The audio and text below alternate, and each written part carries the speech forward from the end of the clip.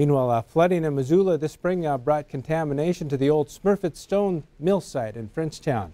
As Dennis Bragg reports, a special community tour this week shows the expanse and complexities of sampling for contamination on the sprawling 3,200-acre site.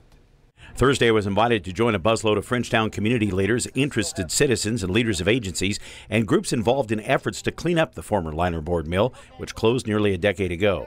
It was a rare opportunity. The last time any of this group got onto the mill site was a year ago, although the Environmental Protection Agency, state, and some local agencies have been sampling and assessing the huge site. In fact, the current owners, M2 Green, changed the rules of the visit just before we entered the gates, saying we had to stay on the bus except for a few specific stops.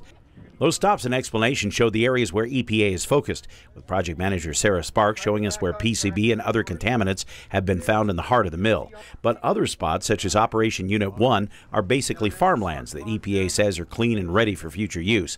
However, there's still plenty for this group to worry about, including the berms between the settling ponds and the Clark Fork River. This is where floodwaters pounded the berms last spring. In fact, you can still see the sands left behind by the high water.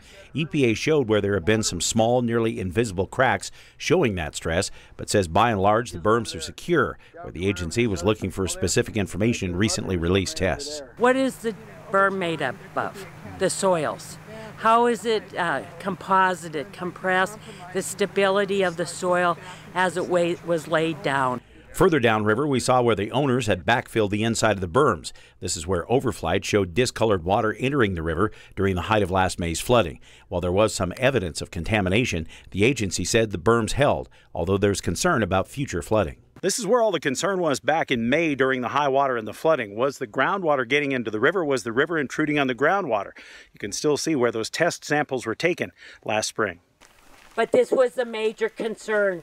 What was happening? Did we see contamination from 13A moving towards the river?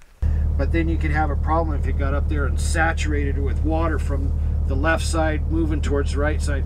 Plus, then the groundwater could come up on the right side and saturate it from the other side, both sides.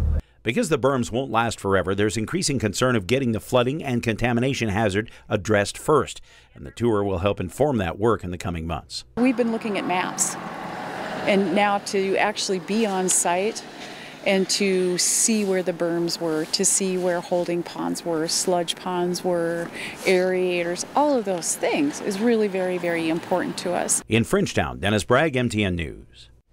Much of the attention is focused on pending test results of whether fish in the Clark Fork are being contaminated after the flooding.